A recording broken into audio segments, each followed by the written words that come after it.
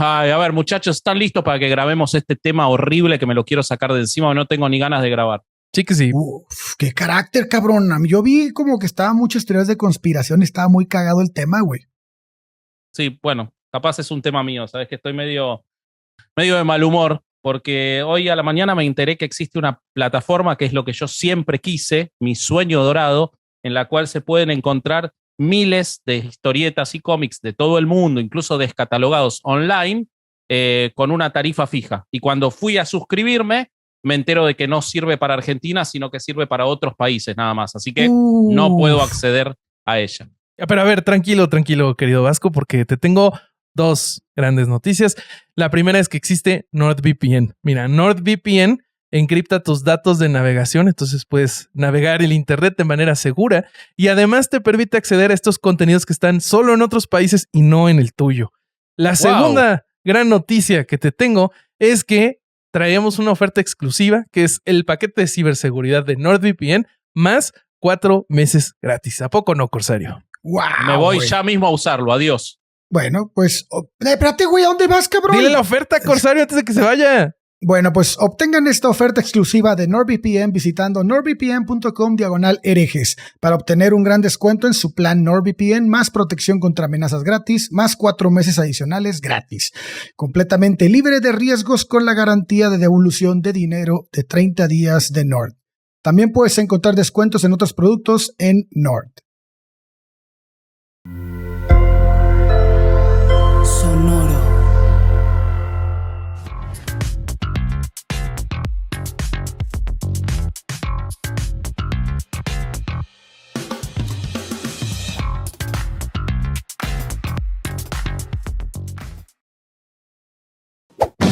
¡Chavos, banda! ¿Qué tal, mis estimados herejes? Bienvenidos a Herejes, el podcast, un espacio para conocer y discutir tópicos históricos, científicos, filosóficos, de actualidad y cultura popular desde el pensamiento crítico y la evidencia disponible, intentando siempre encontrar el humor y el punto medio.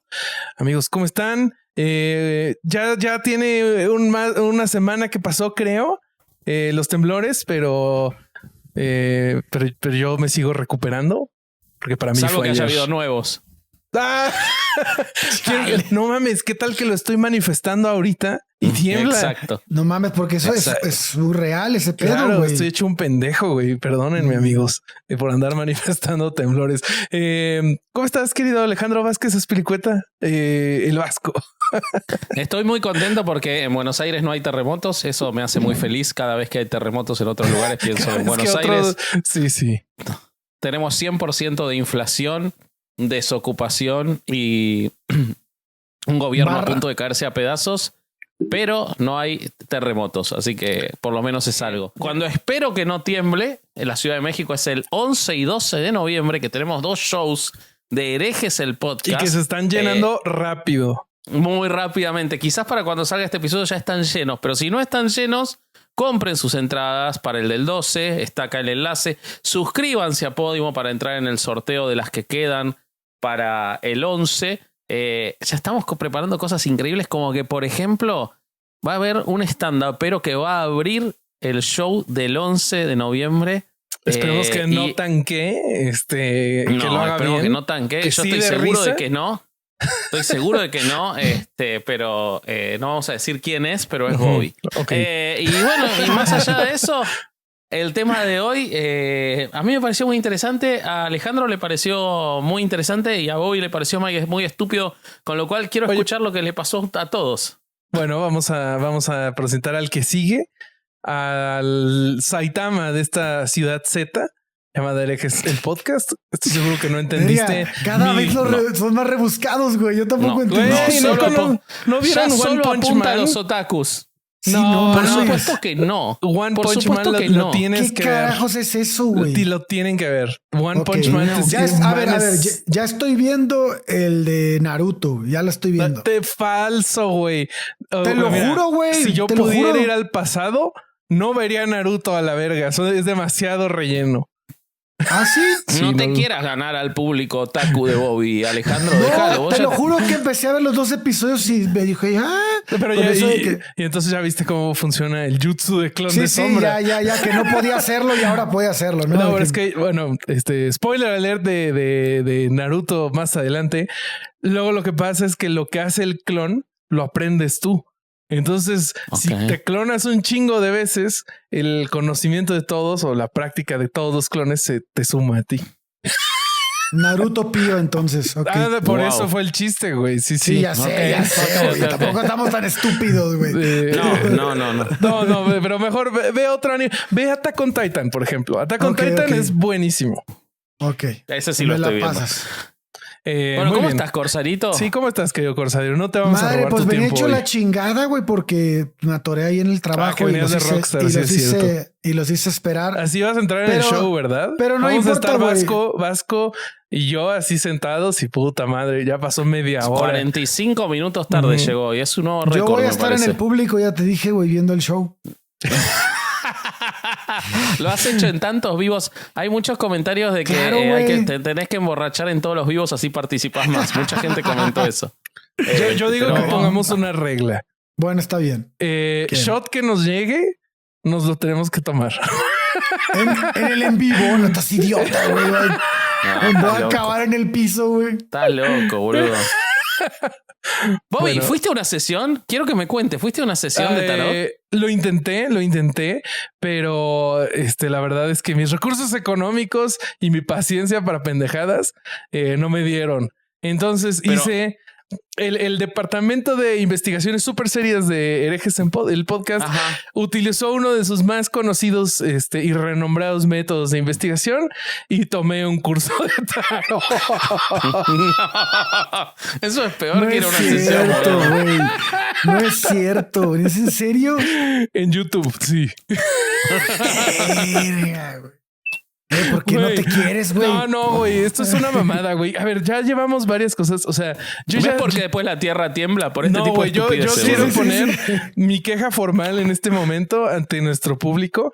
A ver, ¿por qué? Porque mira, cuando fue el episodio de el horóscopo y Vasco estudió el horóscopo chino, yo vi una tendencia.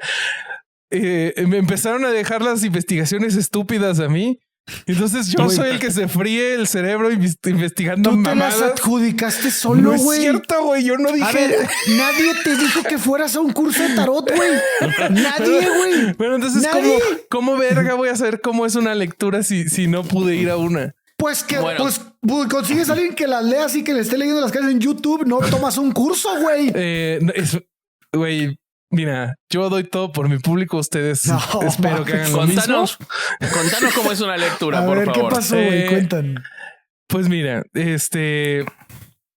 el tarot sirve para muchas cosas, ¿no? Pero pues ya vamos a ver dentro de poquito. Ya valió madre porque este güey lo convencieron. ¿Cómo que sirve para muchas cosas? A ver, vamos a hacer una aclaración. Yo les estoy transmitiendo las mamadas que vi en este curso.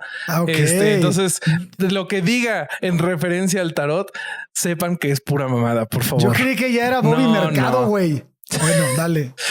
Pues mira, para lo que dicen que sirve el tarot en este curso es para el conocimiento personal, resolución de conflictos, ver el futuro claramente y para mucho, mucho más. Se usan las barajas de Rider y de Marsella, sobre todo ahorita seguramente platicaremos de ella, pero lo que vi es que principalmente la diferencia es el año de invención y el tipo de arte. Pero que las cartas son las mismas y tienen el mismo significado. Entonces tú puedes utilizar la que más te acomode, aunque hay gente que difiere, pero pues bueno. Entonces, lo que estuve viendo, güey, y que se me hizo... No sé ni cómo describirlo, güey, pero hay un chingo de formas de leer el tarot. Yo pensé que había una sola, pero no. O sea... cada lector de tarot puede usar diferentes formas y desde como el cómo hacen la tirada, que ahorita vamos a ver qué es, hasta por ejemplo, hay gente hay tarotistas que si una carta sale al revés, esa ya no la leen, la descartan. Entonces, hay cosas que cambian por completo la lectura de un método a otro. Por ejemplo, hay gente que si salen 2 cartas juntas tienen un significado, pero hay otra que si salen juntas dice, no, solo se toma el significado individual. Algo que dejan muy claro, güey, y me causa un poco de conflicto. Dice que el tarotista no debe dar nunca consejos desde su percepción personal, ya que las cartas nos dicen todo. Claro. Wow. Sí. Claro. Pero Por eso al hay mismo tantas tiempo, formas de interpretarlas como adivinadores hay. Sí. Y justo para que no Pero tengamos. o sea, no hay estándares de interpretación. Algunos, ahí te va. Ok. Sobre todo los estándares de interpretación se encuentran, o yo los encontré en el qué se le puede y qué no se le puede preguntar a las cartas y en el significado de cada carta en específico. Como que está, hay una definición y pero ya después el tarotista interpreta, lo cual contradice esa regla que les acabo de decir. Entonces ya nada tiene sentido. Entonces vamos a continuar. Ahí les va. Cuando tú estás preguntándole al tarot, el consultante es quien hace la pregunta, es quien barajea las cartas, ¿no? Entonces hay veces que si tú sabes leer el tarot y necesitas consultar, pues tú eres el consultante, ¿no? Entonces es así como una paja de tarot. Entonces, entonces tú se barajean las cartas, quien consulta, las barajea.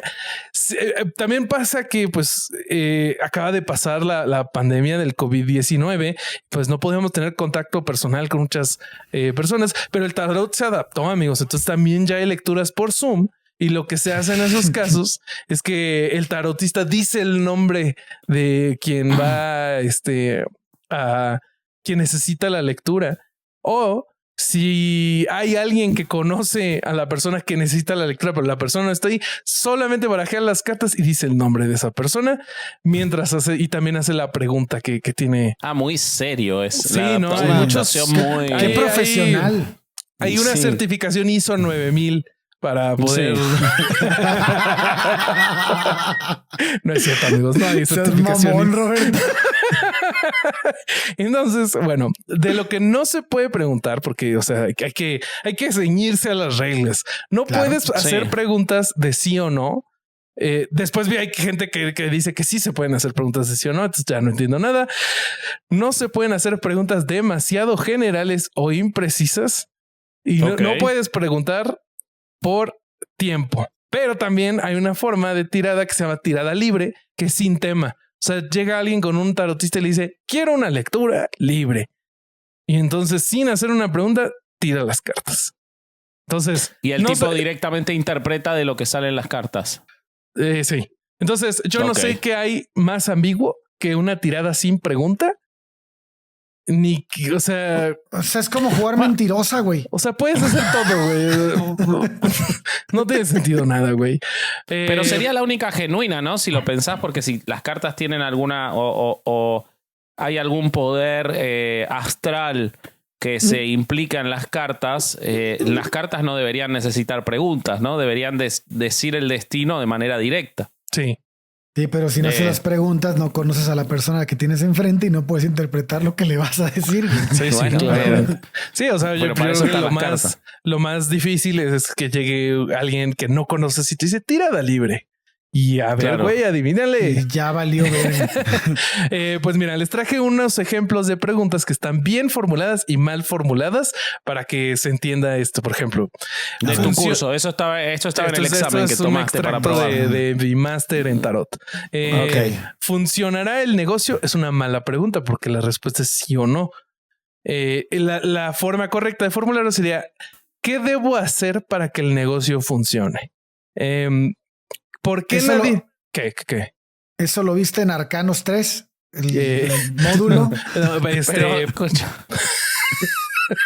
Pero esa es una pregunta como ¿qué debo hacer para que funcione mi negocio? Como que la respuesta puede ser súper ambigua, güey, la pregunta. No, es que puede ser una respuesta de adivinación, como, no sé, tenés que echar a tu cuñado porque va a ser un mal socio en el futuro. O de economía, Pues, de claro, financiera, exactamente. güey. Ponela en una esquina que viene más público. O sea, si el tipo tiene algún conocimiento de finanzas, le va a decir, reinvertí el 30%. O sea, no Abre los lunes, güey. Abre los lunes. Claro, ¿dónde juega el tarot en eso? O sea, ¿Cómo verga está cerrando a las 4 de la tarde? No seas cabrón. No cierres para comer, huevón. Claro, comprarle a proveedores mayoristas. O sea, no sé cómo sería para que juegue el tarot en esto, ¿no?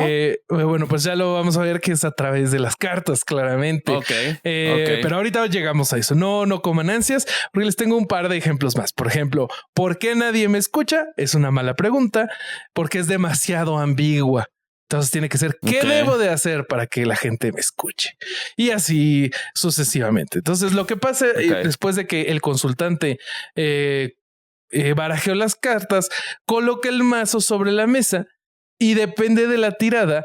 Puede ser que tenga que partir el mazo, que extenderlo a través de la mesa, pero esto lo va a determinar ya el tarotista dependiendo de la pregunta que le hizo. Entonces para esto... les voy a platicar de una de las cosas más imbéciles que aprendí para esta semana, que son las tiradas de cartas de tarot. Por ejemplo, existe la tirada simple, que es usando 3 cartas, ¿no? Estas 3 cartas pueden representar el presente, el pasado y el futuro, o dependiendo de la pregunta también podría ser cuerpo, mente y espíritu, o carta a favor, carta en contra y síntesis, ¿no? Esa es la tirada simple. La tirada rápida es solo con los arcanos mayores, que ahorita vamos a hacer. Que hagan de cuenta que los arcanos mayores serían como en la son baraja. Batman, Superman, la Mujer Maravilla y después los arcanos menores son... Sí.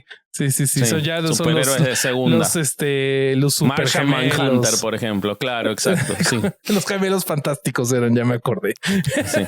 Y entonces, bueno, de esas se sacan 3 cartas que indican el futuro cercano y otras 3 que indican el futuro lejano.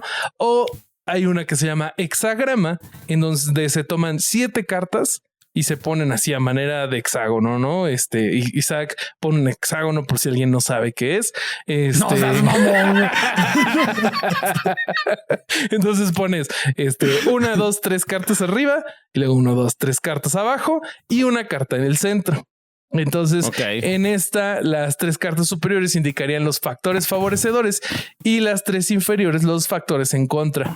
Y el resumen de toda la tirada queda en la carta central. Entonces yo no sé para qué necesitas de esas 6 cartas de alrededor si tienes un resumen en una sola. O sea, ¿a qué estamos jugando? ¿Cómo amigos? te gustan los resúmenes, Bobby? Así salen los capítulos de Hereje, ¿ves? Porque vos, ¿para qué queremos todo si puedo sacar el resumen? Decís vos, entonces te vas al rincón del vago del tarot y ahí sacas una sola carta. ¿Cómo te atreves? Mi doctorado en tarot se siente sumamente ofendido.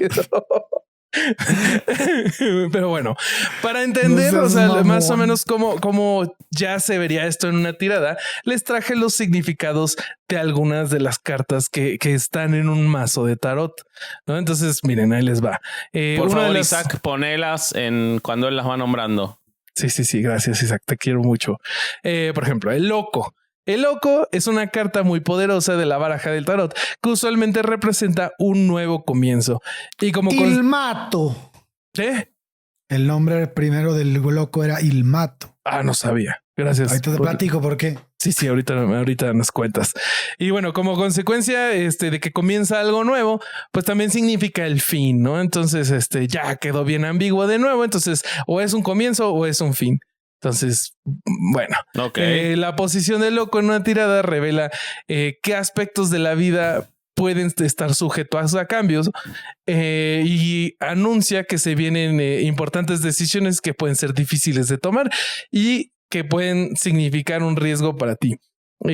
Por ejemplo, entonces, si ya estás en una tirada y el loco te sale en el pasado, más o menos significaría que los riesgos que has tomado y tu forma de pensar tan original te ha traído mucho éxito. El hacer las cosas de una manera nueva ha permitido alcanzar un mayor potencial. Si te sale en el presente, sería en este momento estás ingresando a una nueva etapa de tu vida y este cambio puede parecer bueno o malo por ahora, pero su influencia se hará más clara en el futuro. Que tiene algún sentido eso, porque si te sale en el presente en el que vos estás haciendo que te tiren las cartas del tarot, sin duda está empezando una etapa nueva en tu vida en la que sos inmediatamente más estúpido que 10 minutos antes, boludo. O sea, es una etapa nueva en tu vida a partir del momento en que te es haces una tirar la carta etapa del nueva tarot. donde le diste 1,000 pesos a un estafador. Claro, sos un poco más pobre y un poco más tarado. O sea, está bien que el presente sea modificado. Es acertado. Sí. Y bueno, ya si te sale en el futuro, para alcanzar el éxito, debes encontrar nuevas maneras de lograr tus objetivos. Cuando llegue la oportunidad, debes ser capaz de dejar atrás tus viejas costumbres. Y si es que no llega, puede que sea hora de crear esa oportunidad por ti mismo y con nuevos métodos. O sea, significa todo y nada al mismo tiempo. Okay. Siento que aprobaste la parte teórica, pero no la de que te convenzan para tirar las cartas. O sea, veo un poco de desdén en vos. Entonces, pues no es sé que si mira, aprobaste el curso. O sea, la tesis, ¿cómo vas a presentar la tesis con esa actitud? No aprobé el curso o estoy en duda de si quiera tomar ya el examen final porque de los estudios que he visto que se han hecho sobre esta mística y mágica baraja, sucede que a pesar de la mística y la magia, todas las cartas tienen la misma probabilidad de salir. Entonces, pues estos estudios sugieren que en realidad la única diferencia es quién está leyendo las cartas, lo que vuelve a contradecir totalmente lo que dijimos al principio de que el tarotista en realidad no debe de poner sus opiniones y perspectivas sobre la lectura porque las cartas van a decir todo. Pero ojo, yo ahora voy a explicar más adelante cómo el psicoanálisis y principalmente Carl Jung agarró el tarot como una herramienta de autoconocimiento y sí, en esa parte que sí le podés encontrar alguna utilidad, aunque se podría haber hecho sin el tarot, ahora lo voy a contar mejor, pero sí entraría esto que vos estás diciendo en cuanto a que la interpretación es muy trascendental a esos efectos. Sí, obviamente no para leer el futuro, ¿no? Obviamente. Entonces, ¿cómo verga funciona esto, Corsario? Por favor, porque esa es otra cosa que no encontré. O sea, dije, ok, hay un chingo, o sea, de verdad ahí los puedes aventar para arriba de cursos, de videos, de cómo tirar las cartas en 8,000 formas, pero ninguna tiene una explicación de cómo funciona. O sea, es que no funciona, güey. No, pero por ejemplo, la astrología no funciona. La astrología no tiene ningún sentido, pero tienen su cuento de cómo funciona y de que los planetas influyen, pero de los tarotos yo no encontré nada, güey. Es que lo que pasa es que yo considero que eso se lo sacaron del culo, güey, porque no me digas, güey. Porque realmente, o sea, no, obviamente es una mamada, pero tu pregunta específica comparándola a la astrología, en este caso cada quien se lo sacó del culo porque en los tiempos en los que evolucionó el juego al tarot, como lo conocemos hoy en día, existen muchos tipos de juego antiguos de los que salieron estas variaciones, güey. Okay. Que no eran adivinanza. Pero los tarotistas dicen todos que viene del antiguo Egipto, ¿es así? Sí, porque los tarotistas tienen que encontrarle el lado místico, aunque ese lado místico rompa con todos los descubrimientos de invento de la escritura, de fabricación del papel. Les vale pito. Esos güeyes dicen que se hizo en Egipto y en Egipto no había papel, güey, más que los papiros que duraban 3 días, güey, ahí, güey. O sea, no puedes barajear un papiro, güey, valía madre, güey. Entonces, bueno, chance sí, ¿no? Pero por 3 días nada más. Entonces tenía que hacer un mazo nuevo. Claro, güey, era un cagadero. Entonces, si hay algo que es seguro, es que nadie puede aseverar de dónde carajo salieron los naipes primero. Ok. Podemos asumir muchas cosas con ayuda de cómo fueron surgiendo un montón de inventos que involucraron su fabricación, como es el papel, como es la escritura, güey. Pero cualquiera que intente ir más allá sin aportar evidencia real, obviamente, te está mintiendo. Okay. Si nos da el tiempo más adelante o en algún otro grabación, podremos plantear una hipótesis sobre el origen, ya que pues yo considero que es muy interesante el origen de los naipes, porque definitivamente es el pasado evolutivo del tarot. Ujú. Que por el contrario, sí sabemos más o menos de dónde viene y en dónde apareció por primera vez. Y la respuesta es Italia en el siglo XV. O sea, no, es Egipto en la antigüedad. Con sí. No, ¿qué pasó ahí, Corsario? Yo digo que Cleopatra, hasta ella misma se inventó una carta, yo creo. ¿Cómo siglo XV? Me estás adelantando 20 siglos la historia digas mamadas, Mary Jane. Bueno, es que las cartas en ese tiempo eran fabricadas de dos maneras. Era una en serie por xilografía y otras que eran hechas a mano por artesanos. Estas últimas se encargaban artistas muy distinguidos de producirlas. Y lo que sabemos es que de uno de esos encargos nació el tarot. Era como una evolución de los juegos tradicionales en esa época. Uh-huh. Existe una versión de que el tarot nació en Francia. Tal vez se topen con ella si buscan esto en internet, la gente que nos escucha. De hecho, hay algunos estudiosos que apoyan esta hipótesis porque existe, en efecto, una baraja muy famosa de 1392 que está exhibida en la Biblioteca Nacional de París y está muy bien conservada, pero está incompleta. Y es conocida como el Tarot de Grenier. No sé si se pronuncia así, me vale pito. Que nos diga Vasco, que es el que mejor francés tiene. ¿Cómo? No importa, dale, seguí. No importa. Grenier, bueno.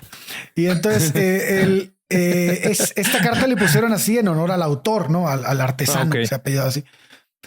Quien sabemos que esto le hizo un encargo al rey Carlos VI. El problema con esta versión, pues es que es falsa. Porque en realidad esas cartas datan. ¿Hay algo en el tarot que es falso? Estamos en los naipes apenas. Okay. Entonces, estas cartas datan del siglo XV, las de las que hablan, y proceden de Italia. Y existen documentos que demuestran que ese tal Grigonier sí confeccionó la baraja para Carlos VI, pero esa no es la que se conserva en París, güey. Y hay documentación al respecto. Entonces hay mucha gente muchos historiadores que dicen que es ahí, pero en realidad hay documentación. Uh-huh. El tarot nació como un juego. No siempre fue una adivinación. A los 4 palos tradicionales se les añadió una serie de cartas. Son 22 cartas que funcionaban como un quinto palo. Uh-huh. Aunque en realidad no eran esto. Su principal característica era que tenían una unidad propia, pese a no estar agrupadas, ¿no? En un símbolo en común, eran las cartas del triunfo y constituyen lo que hoy conocemos como arcanos mayores. O sea, hagan de cuenta, para los que no conocen una de estas barajas, tiene como si fuera del as al rey, pero además hay un set de cartas individuales extra. Eran las cartas del triunfo y constituyen lo que hoy se conoce como arcanos mayores. Por esta razón, cualquier intento de fechar la existencia del tarot, incluso como juego, ojo, ni siquiera como adivinación, antes de la aparición de este quinto palo, es una pinche tarea condenada al fracaso, güey. No tiene sentido. Que es lo que decíamos hace rato, o lo que decía yo hace rato, de que para los que no conozcan esa baraja es como la que usamos acá en México para jugar póker, que es del as al rey y así tiene sus 4 palos, pero esta baraja además tiene unas cartas individuales que sean como un quinto palo. Que es sería más bien como la baraja española. Si alguien ha jugado con Keanu, ese tipo de juegos, es ese tipo de baraja. Uh-huh. Ahora, a diferencia del resto, son cartas únicas, estos arcanos mayores, y su orden no era numérico en este tiempo. Uh-huh. Como en los palos, sino que era jerárquico. En el tarot de Marsella, uno de los que son de los más extendidos actualmente, la primera carta era el mago, y luego seguía la papisa, y luego la emperadora, y el emperador, el papa, los amantes y el carro. Entonces, en principio eran 7 primeras cartas que están remitiendo el poder temporal en la Tierra, se supone. Entonces, las siguientes cartas es la justicia, eremita, la rueda de la fortuna, la fuerza, ahorcado, muerte y templanza.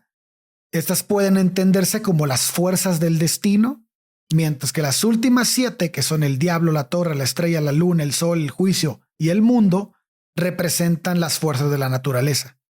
Ok. Así era como las planteaban en ese tiempo. Todavía no estamos hablando de adivinación. Esto era un juego. Entonces, un juego. El conjunto se completaba con la carta que decía Bobby hace rato, que es el loco, il mato. Esta tenía características muy peculiares y después se iba a volver en un cagadero cuando el tarot empieza a adquirir la condición de ocultista y sobrenatural. Porque esta carta pues queda volando, güey. O sea, no les, como que nadie sabe cómo usarla para la adivinación porque era una carta para jugar, güey. Sí. Entonces, en los primeros mazos hay diferencias en los triunfos, tanto en su número como en su puesto. Y algunos parecen en unas barajas y en otras no, porque había un montón de estilos de barajas y de juegos. Entonces, la aparición de los triunfos fue una evolución de juego de los juegos ya existentes. Lo que variaban eran las reglas. Eran más o menos así. Una persona ponía una carta sobre la mesa, el resto de los jugadores lanzaba otras cartas del mismo palo y el mismo número. Cuando uno de los participantes ya no podía seguir, entonces tenía que aventar un triunfo. Y entonces obligaba a que el resto de los jugadores aventara otros triunfos de mayor poder hasta que quedara el que ganaba.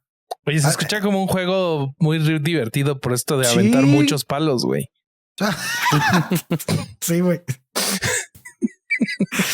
Entonces la carta que no pudiera ser superada, o sea, el palo más grande, entonces ese se quedaba, güey. El de Bobby, claro. Sí. Mentira, yo me hubiera ido primero. Vayan a escuchar el pre-show y van a ver cómo el palo de Bobby se usó en el terremoto.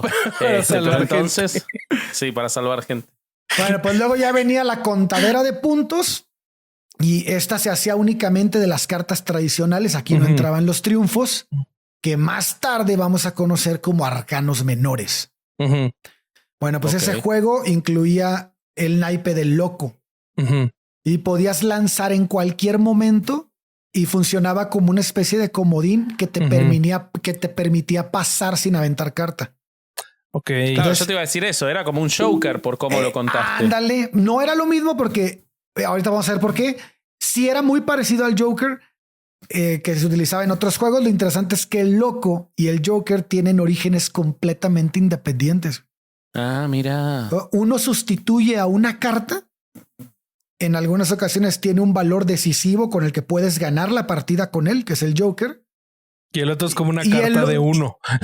Y el otro no, exactamente, güey. El otro no sirve para ganar, güey.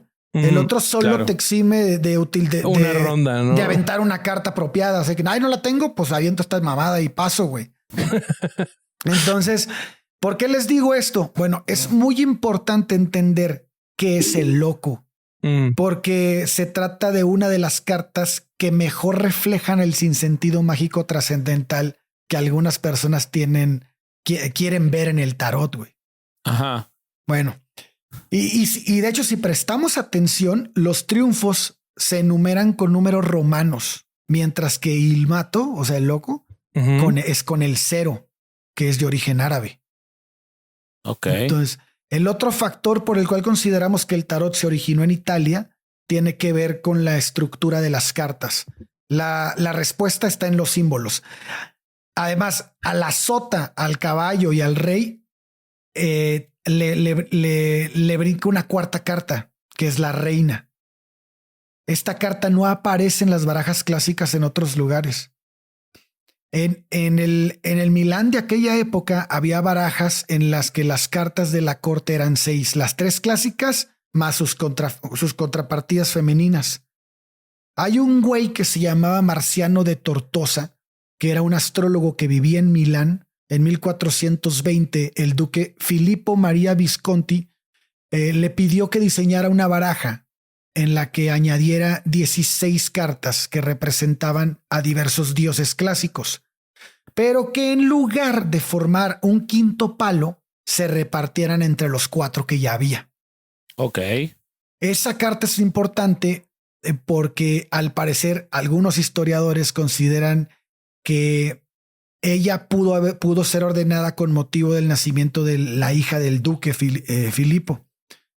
Él ordenó un desfile. Esto está bien interesante, güey. Cuando él ordenó un desfile. O sea, estamos hablando en un contexto en el que los juegos de cartas era el juego más habitual. Totalmente. De toda la población y sobre todo de las clases altas. O sea, el juego de cartas era el juego de la sociedad, era el juego de cartas, porque era trasladable, porque era fácil de organizar, porque las reglas eran más o menos simples, porque atravesaba socialmente. O sea, el juego de cartas era el juego en la época en la que estamos hablando.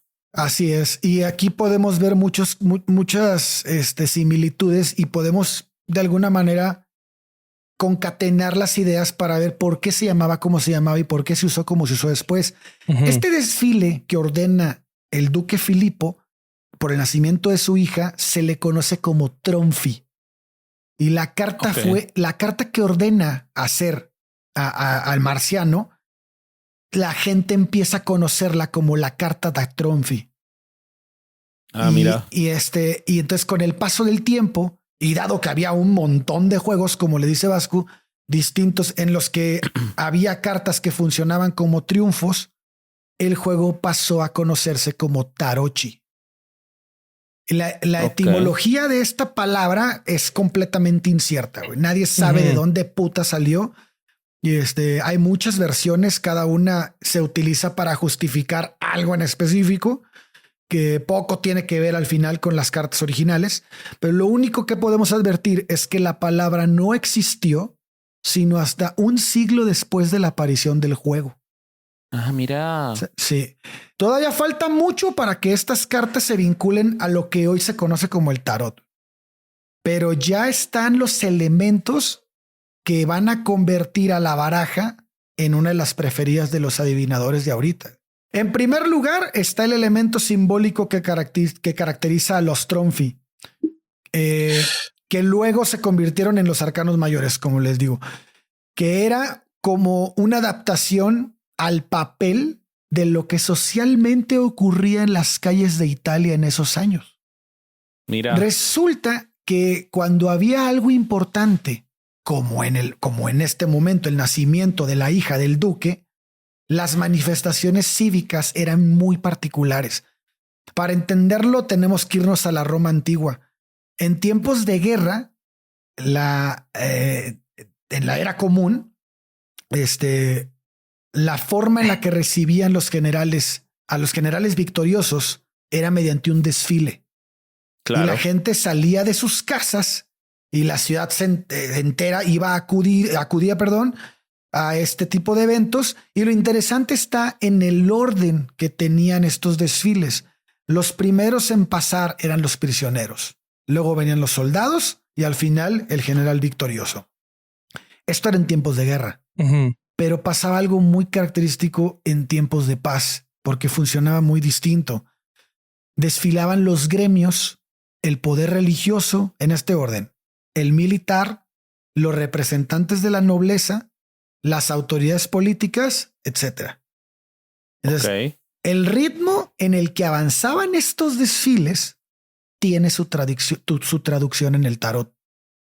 Mira qué interesante. O sea, las piezas, las cartas del tarot representan y en el orden a los estratos sociales.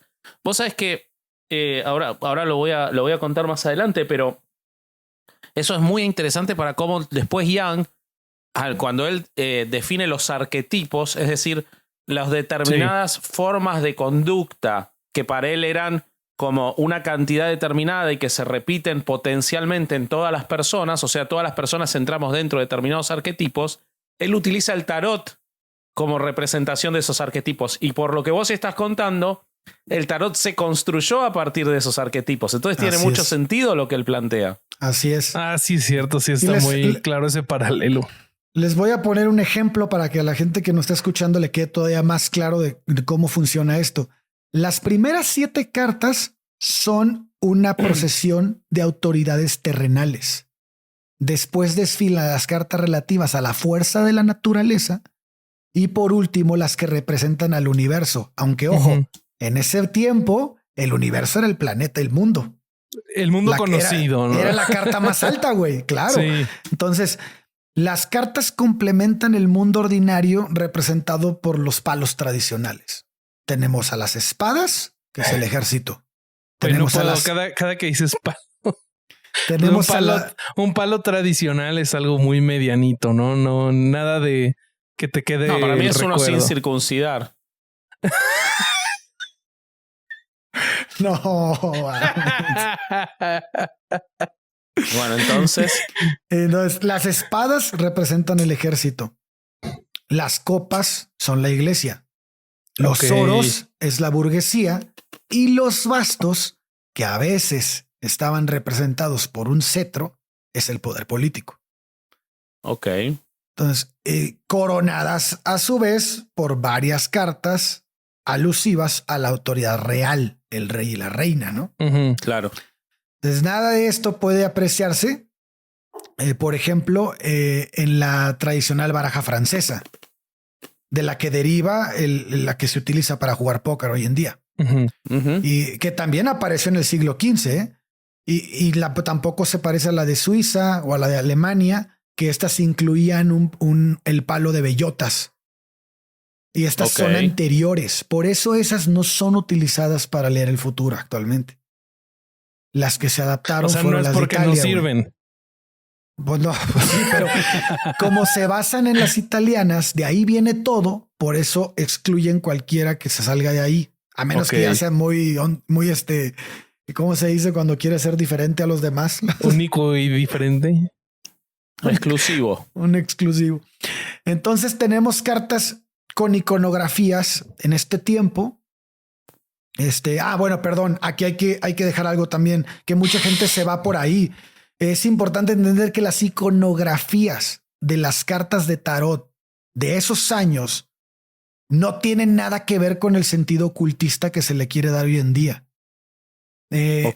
Sino que los artistas que crearon los primeros tarots no tenían una intención de generar una simbología oculta que nadie iba a entender, güey, sino que buscaban algo que fuera fácilmente reconocido por todos. ¿Y cómo lograban esto? Pues si estaba de moda el infierno de Dante, pues los triunfis iban a tener cosas del infierno de Dante, güey. O de los triunfis de Petrarca, pues van a tener cosas de eso. Entonces, como toda moda, tenía que ver con lo que estaba ocurriendo en el momento. Al principio, los arcanos mayores no estaban numerados y su valor dependía de su jerarquía. Si los participantes hubiesen sido incapaces de reconocer esa jerarquía, pues no habrían podido jugar, güey. Claro. Entonces, claro.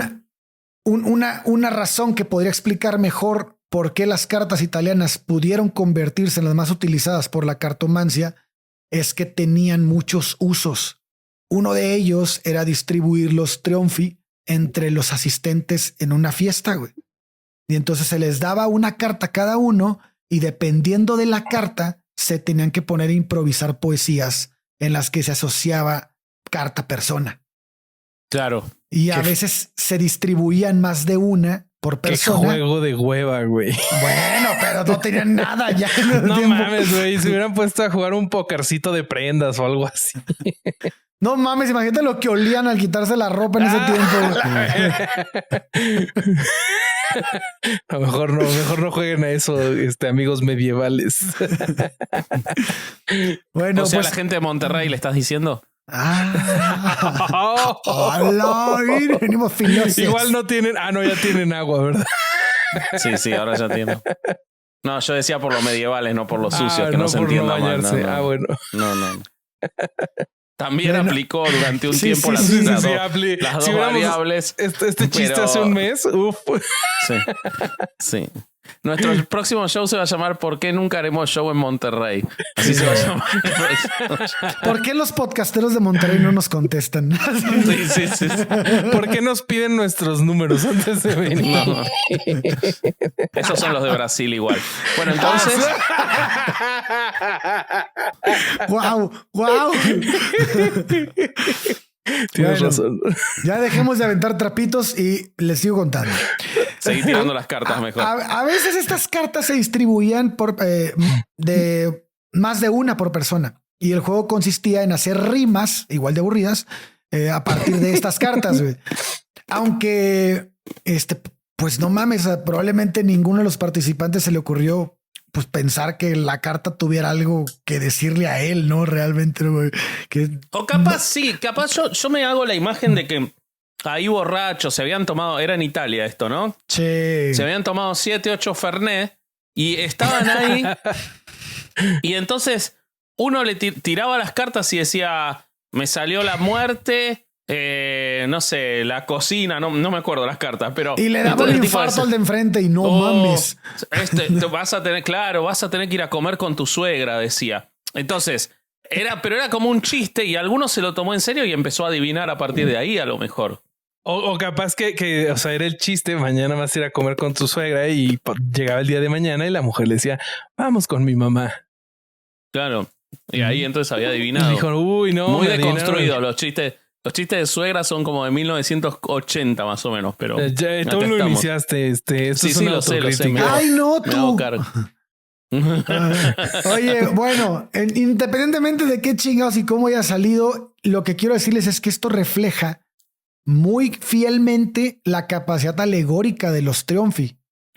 Eso es lo importante del ejemplo. O sea, si las cartas servían para inventar, pues el siguiente paso era pasar esas invenciones por ciertas, ¿no, güey? Claro. Claro. Sin embargo, todavía tendría que transcurrir muchos años para que se empezara a dar este tipo de práctica. De hecho, los libros más conocidos de la época en los que se aborda el tema de la cartomancia, hay uno escrito en Alemania en 1487 y otro en Venecia en 1540, dan instrucciones sobre cómo leer el futuro con barajas tradicionales de 4 palos. Ok. Está cabrón. No con el quinto palo. Hay lectura de cartas españolas. Claro. O sea que hay gente que hace al día de hoy lectura de... No, es otra variable de algo que no sirve, pero hay lectura de cartas españolas. Sí. Pues después de la aparición del tarot de Marsella, se fue que esta fue una carta que se hizo muy popular en Europa.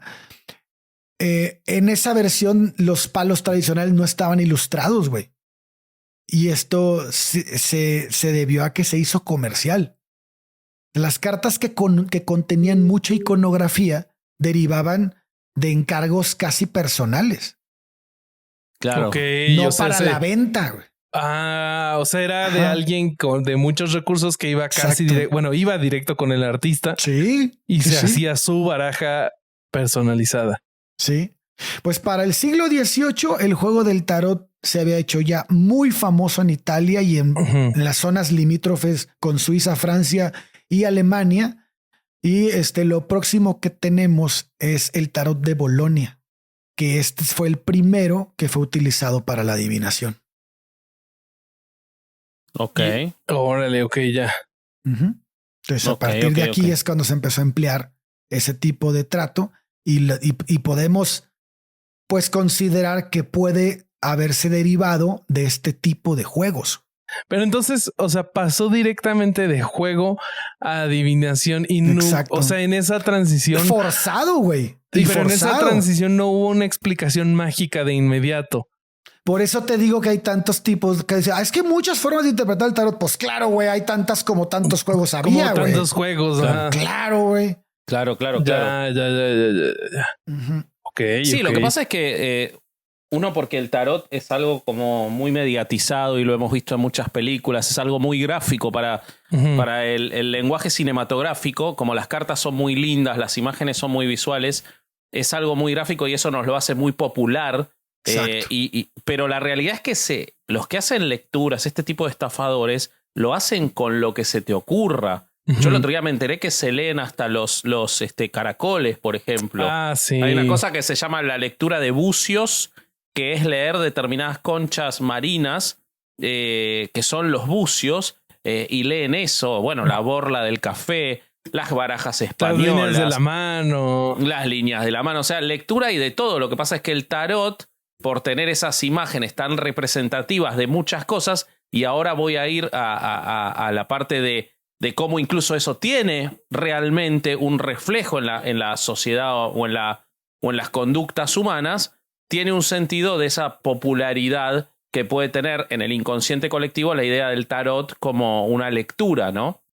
Es súper interesante, Ale, lo que contaste de la formación, como adelantaba un poquito, porque lo que yo me puse a estudiar, hace muchos años yo leí un libro que lamentablemente en ese momento no tenía la capacidad como para entenderlo, no sé por qué, como a los 16, 17 años se me ocurrió leer una biografía de Carl Jung. La verdad no entendí nada, a mí me interesaba más por su conducta sectaria, claro. Me parecía como una historia muy, muy mágica, pero la verdad no entendí nada. Recuerdo, creo que lo abandoné incluso el libro y nunca más lo retomé porque no entendía nada de lo que él explicaba.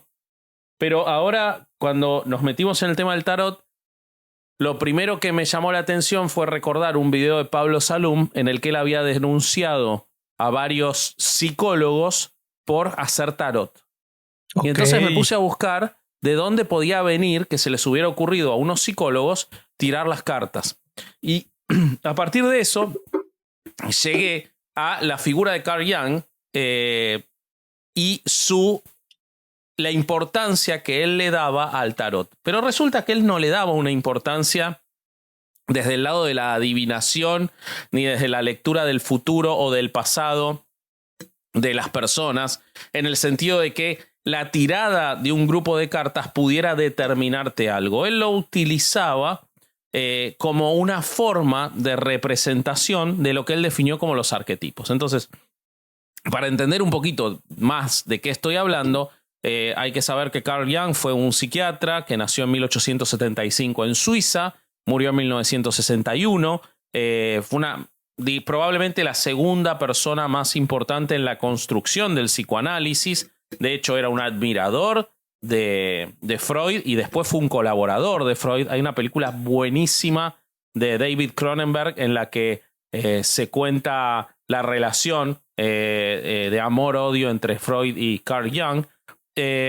Y él fue el pionero del psicoanálisis profundo. De hecho, él es el creador del concepto del inconsciente colectivo. No sé si oyeron hablar alguna vez del inconsciente colectivo, sí. Pero es esta idea de que todos respondemos a una serie de definiciones de la conducta humana que nos abarcan a todos. Por más que no todas esas definiciones se nos apliquen a todas las personas, hay una determinada cantidad de conductas posibles de la humanidad que técnicamente nos abarcan a todos y eso está en esa psique, en ese inconsciente colectivo. A esas determinado núcleo de conductas, él lo definió como arquetipo, ¿no?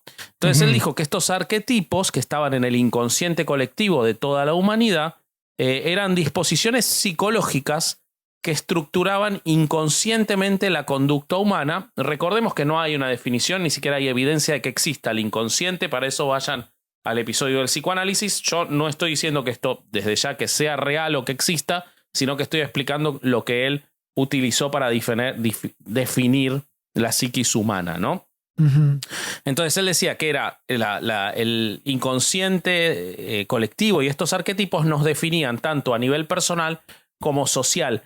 Tiene una lógica si uno lo piensa, lo que él plantea, porque definitivamente, no sé si es porque es real o porque es muy fácil para los humanos encontrar estos resúmenes, solemos determinar que las personas tienen características que son aplicables a más de una persona, como estos determinados arquetipos, ¿no? Como él es tímido, él es muy impulsivo, sí. Ella es muy desconfiada. Ese tipo de cosas que se otorgan a la o ambiciosa existen. Entonces, él lo definía así. Decía que no eran solo conceptos filosóficos, sino fragmentos de la vida misma que se podían representar en imágenes, y esas imágenes le permitían al individuo que las veía conectar a través de sus emociones, de sus sentidos, con esos arquetipos que se encontraban en él o que lo estaban atrayendo de ese inconsciente colectivo. Y que esto permitía darle más sentido a la experiencia humana porque, ¿qué es lo que nos da sentido? Los patrones. Y entonces cuando vos tenías esos arquetipos para él tomados del inconsciente colectivo pero que te afectaban personal y socialmente, vos encontrabas un patrón de conducta que a él como psicoanalista le podía permitir tal vez encontrar una solución. Es decir, si se respondía a un patrón determinado, podía haber una solución que aplicara a ese patrón. Sí. ¿Me siguen hasta ahí? Sí, o sea, sí, es bastante interesante lo que él plantea. Entonces, cuando él descubre el tarot, ¿y por qué él descubre el tarot? Hay muchos especialistas en Jung, y esto era una de las partes más centrales de ese libro que lamentablemente abandoné, y que fue lo que a mí me atrapó de ese libro para leerlo. Hay quienes dicen que Carl Jung no era un psicoanalista al que le interesaba el ocultismo, sino que era un ocultista al que le interesaba el psicoanálisis. O sea, madre, su atracción hacia el ocultismo era fuertísima, y para él poder explicar lo que él veía de estas cosas más allá de la cuestión que podemos percibir, en vez de irse como Rudolf Steiner a lo akáshico, se fue a algo un poco más razonable, que era la idea de estos arquetipos. Y él dijo, wow, el tarot, las cartas del tarot, los arcanos mayores en particular, él descarta los arcanos menores, los arcanos mayores representan estos arquetipos de manera casi perfecta y me permiten a mí, cuando le expongo al paciente o a cualquier persona a estos arquetipos, a estos arcanos, que ellos puedan al verlos detectar esos arquetipos y explicarse más sobre ellos mismos. Es decir, él descarta toda la parte de la adivinación del futuro y lo que hace es utilizar los arcanos mayores para una autoinspección de la psiquis humana. Obviamente lo podría haber hecho evitando el tarot y quizás hubiera sido más sano para sus seguidores futuros. Podría haber reproducido determinadas imágenes, como por ejemplo quienes usan los test de Rorschach, que tienen como una idea similar, si bien no es igual. La idea de los test de Rorschach es que vos puedas, lo que vos ves es lo que se supone que tu inconsciente está haciéndote ver en ese test, cuando en realidad la imagen no es una imagen fija y entonces permite la autoinspección, la introspección. Él eligió hacerlo con las cartas. Y entonces él decía que cada arcano mayor resguardaba uno o más arquetipos y que entonces aprender a leer el tarot ayudaba para el autoanálisis, porque si vos sabías lo que esos arquetipos representaban, y por lo que explica Ale, que yo no lo sabía, efectivamente los arcanos representan cosas, o sea que sí tiene un sentido la idea de saber leer qué representan. Pero, o sea, entonces perdón, dale, Corsario. No, es que es muy interesante lo que está diciendo Vasco, porque yo antes de meterme al estudio de las cartas de tarot del origen, les platicaba que había leído sobre el origen de los naipes, güey. No me voy a meter en eso ahorita, pero lo que estás diciendo de Carl Jung es muy interesante porque Carl Jung fue un gran estudioso del I Ching. También, claro, por supuesto. Y en muchas ocasiones él compara el I Ching con el tarot, porque hay muchas personas, historiadores en cartas, en toda la historia de las cartas, que dicen que fue algo cíclico. Las primeras cartas de naipes se produjeron en China y de China se exportaron hacia Corea y Vietnam y de ahí hacia los árabes. Como los árabes se apoderaron de toda la península ibérica, ellos metieron las cartas ahí. Mira, y después fue en Italia donde se derivó el tarot. O sea que podría ser una derivación del I Ching, las cartas del tarot. Exactamente. Entonces cuando este ciclo de cartas llega y se establece en Italia, China ya estaba inventando la cartomancia. O sea, ya estaba adivinando el futuro mediante las cartas. Y entonces, si quieren ahorita que acabes, te cuento un poquito de qué pasó ahí, por qué considero que los chinos tuvieron una gran influencia en el mundo en este aspecto de forma periódica. Yo digo que lo vas a contar para Patreon. Yo creo que lo vas a contar para Patreon. Yo ya hice aquí así rápido. la gente se suscribe a Patreon. Yo hice una tirada y lo rápida para de Patreon. cartas mientras ahorita discutíamos esto y sí creo que lo vas a contar para... Bueno, Sí, no los creo, yo Patreon lo van a dicen las saber cartas. Todo lo que pasa con el I Ching. Pero bueno, sigo para el público no Patreon. Háganse Patreon. Entonces, ellos, el psicoanálisis de Jung le da determinada representación a cada una de las cartas de estos arquetipos que permite después a quienes lo utilicen en el psicoanálisis trasladarlo y dárselo a quienes al paciente para que pueda ayudar esta introspección. Entonces, el loco representa el deseo de lanzarse a la aventura. En el arquetipo es la juventud. ¿Okay? El mago es la astucia necesaria para afrontar una determinada situación o relación. En el arquetipo de Jung es el embaucador o la embaucadora, el estafador. La papisa representa el llamado a confiar en la intuición, el arquetipo de lo femenino. La emperatriz es la abundancia y la fertilidad, el arquetipo es la madre, y así sucesivamente. ¿Ok? Entonces, por ejemplo, uno que los va a sorprender mucho, la justicia representa la reflexión necesaria a la hora de tomar decisiones y el arquetipo es la justicia. No se lo esperaban, ¿no? Bueno, plot twist. Sí. Entonces, la importancia que él le da y lo que debería haber quedado y lamentablemente no quedó es que él tomaba el tarot como un lenguaje simbólico. Uh-huh. Que se podía utilizar como una herramienta para la introspección, pero que lo que buscaba era ayudar al paciente a partir de mostrarle imágenes que le permitieran facilitar la conversación sobre qué es lo que le ocurría. ¿Ok? Entonces, estas actividades o ejercicios se parecían mucho más a un juego que a una adivinación, por supuesto, porque no pretendía sacar nada para adelante, sino lo que había dentro. Y era exclusivamente con fines terapéuticos. Buscaba a partir de las emociones, porque lo que él sostenía que la imagen era el mejor reflejo para o despertador de las emociones para ponerlas en palabras a partir de ver una imagen. Ahora, ¿qué ocurrió?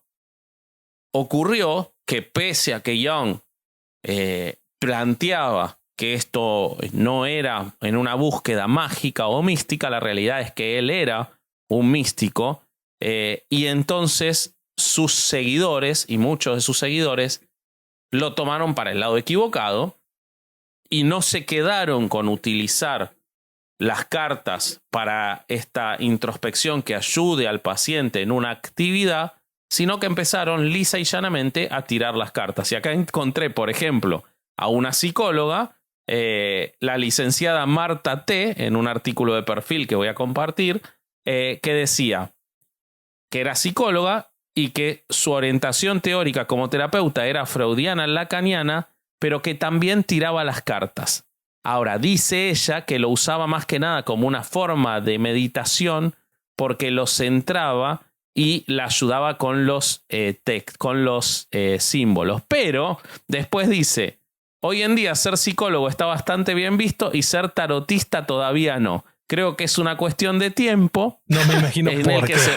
O sea, que en realidad está tirando las cartas y no lo quiere decir.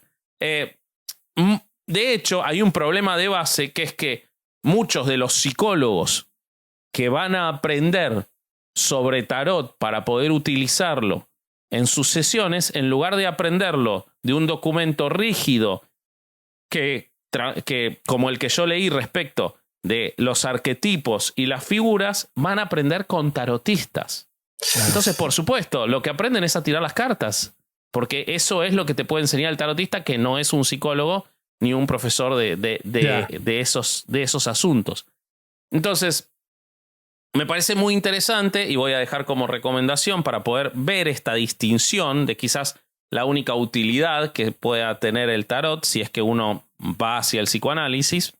Hay un libro de Sally Nichols, que se llama Jung y el Tarot, un viaje arquetípico. Lo pueden encontrar en Scribd, que explica cómo la utilización del tarot para adivinar el futuro genera una confusión de la cual se lo vacía de contenido y no era lo que buscaba Jung. Pero es muy interesante como sí hay una utilidad en el psicoanálisis que por lo menos, después se puede discutir el fondo del psicoanálisis, la cuestión del inconsciente, pero que con lo que Al explica respecto de cómo las cartas venían de representar algo, él retoma esa utilización original, ya no para un juego, pero sí para una actividad didáctica que sirva para los pacientes. Entonces, digamos, es como reconectar el origen y quitarle todo lo mágico, ¿no? Pero bueno. Qué bonito. Eso es todo lo que tengo. Qué bonito, aunque estuvo de mierda mi investigación. ¿Quieren compartir alguna conclusión, amigos? Fíjate que yo lo tenía subvalorado este tema porque yo lo consideraba como un tema de mierda y me quedé como, güey, tiene bueno, a mí me gusta mucho la historia y me gusta mucho cuando los temas tienen mucha carnita acá en revisa qué pasó en Egipto, porque me topé con lo que dice Vasco, ¿no? Mucha gente dice que viene de Egipto, que como que a huevo quieren meter Egipto porque entienden a Egipto como algo místico y le quieren dar un valor como muy espiritual, ¿no? A esto. Claro. Y está bien muy lejos de serlo, güey. O sea, no puede sobrepasar ni siquiera las primeras pruebas y evidencias que tenemos de la historia del hombre, del ser humano más bien. Y por eso me gustó mucho. Me pasa que me divierte mucho esos temas que desmenuzan la historia y te dicen, ve cómo esto es una mamada si revisas bien los datos. Sí, que te tardas 3 días, güey, y te das cuenta que mamón, es imposible, güey. A mí lo que me parece interesante, sí, aunándolo a lo que vos decís, es que a diferencia, por ejemplo, de la astrología o de lo que hablábamos de los registros acásicos la semana pasada, en este caso estamos hablando de algo que no nació para utilizarse como una estafa, para utilizarse de manera mística, que nació como un juego muy metafórico. A mí siempre me parece muy interesante lo metafórico en cuanto a las conductas humanas en el arte. No deja de ser arte porque lo que vos decías era estas cartas que se hacían a mano a pedido de las personas, entonces obviamente representaban cosas relativas a esas personas y me parece muy interesante poder desarmarle la parte mágica a algo y quedarte con un juego de cartas del siglo XV con metáforas de la conducta humana y que después, como decía, se pueda o por lo menos se pueda quizás tomar esa idea para decir, bueno, escúchame, vos ves la carta de la muerte, ¿qué te pasa a vos con la muerte? Y entonces eso me parece que si le lográs sacar lo místico y te quedás con la metáfora, a diferencia de la astrología, que no tiene nada de metafórico porque realmente se pensó cuando no se conocía nada de astronomía para explotar ese egocentrismo del hombre y decir ¿qué tienen que ver las estrellas conmigo? Esto es diferente y me parece muy interesante como ejercicio en herejes poder hacer esa distinción. A vos te tocó lo peor, obviamente. Yo creo que es cuestión de perspectivas porque si te tocó, a mí me tocó intentar ver esto como si fuera una realidad y como si de verdad el futuro, el presente, el pasado, la síntesis, la antítesis, todo estuviera realmente reflejado en las cartas y a mí sí se me hizo un tema de mierda. Amigos, vayan, inviertan su tiempo mejor con un terapeuta de verdad certificado, así como lo hago yo con mi queridísima Vania. Síganla en Instagram como vania.ndr y muy recomendada, amigos. Siempre me saca del hoyo. No sé si la recomendaría tanto viendo los resultados. No sé si ella quiere. ¿Le preguntaste? No, te juro que sí funciona. Sí funciona. ¿Le preguntaste si quiere que la recomiendes vos? Sí. Okay. Sí. Está cómoda con eso. Te digo, es una buena señal. Ok. Bueno, vámonos, que en Patreon nos van a contar más cosas de este episodio, como está pasando en los últimos episodios. Pero antes de que contemos eso de Patreon, recordemos que esperemos que todavía hayan entradas, amigos. Entonces, si no han comprado sus entradas para vernos el 12 de noviembre o no han mandado su correo a Podimo, puede ser que ya se les haya ido el tren. Y suscríbanse a Podimo, que además de las entradas, viene un episodio ahora en octubre sobre los Borgia. Un episodio espectacular. Nos vamos a reír mucho hablando de los Borgia. Uno de nuestros temas favoritos, de los más de 20 episodios que ya hay cargados. Y además porque van a poder escuchar después el show si se lo pierden. Pero si se suscriben todavía pueden llegar a agarrar entradas. Así que aprovechen. Sí. Eso. Apóyanos en Patreon. Eso también, si quieren más contenido, pero más como del backstage, pláticas que tenemos entre nosotros, ese lo van a poder ver. Pero hay episodios, también tenemos roast y revisión, los contenidos exclusivos de Caro Hernández Solís. No solo hay backstage, hay más de 200 contenidos en Patreon. Estoy corregido. Entonces vayan también a Patreon, ahí apóyenos y si no quieren ninguno ni otro, pero quieren seguir viendo nuestras estupideces, redes sociales, amigos. Suscríbanse, denle a la campanita, denle a la campanita, notificaciones, todo en YouTube. Y yo soy Vasco.hereje. Yo soy Bobby.hereje y el señor que se está quedando dormido es Corsario.hereje. Yo no me estoy quedando dormido, güey. Parece que sí, güey. Estás así. Yo soy Corsario.hereje. ¿Estás marihuana? Agréguenme a mi TikTok, no sean culos. Al mío también. Y escuchen Averiados. Sí. Chabela Vargas, esta semana. La verga, ese va a estar bueno. Sí. Muy bien. Bueno, ya es todo. Este fue otro domingo de no ir a misa y escuchar Es el Podcast. ¡Vámonos! Adiós. Bye. Es el Podcast. Se hace audio. ¡Chavos, banda!